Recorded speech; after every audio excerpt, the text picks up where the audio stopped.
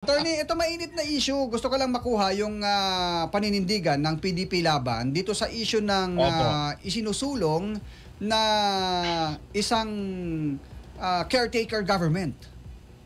Bilang isang abogado, isang deputy spokesperson ng PDP Laban, ano po ang paninindigan ng inyong partido dito?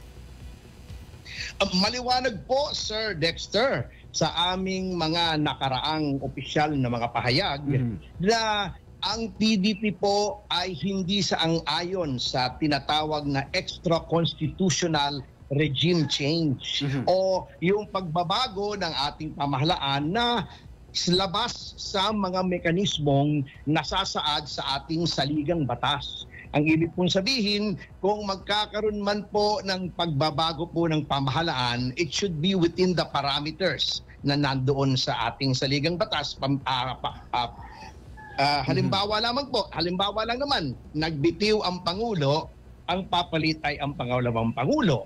Kung magbibitiw silang pareho, just in case lang naman, hypothetical lang naman, ang Speaker of the House ang magiging caretaker na Pangulo, ngunit siya ay inaatasan ng saligang batas na within 30 days ang lehislatura ay gagawa ng isang special elections para maghalal ng mga dalawang vacancy sa pagkapangulo at saka sa pagkapangalawang Pangulo. Doon lamang po tayo.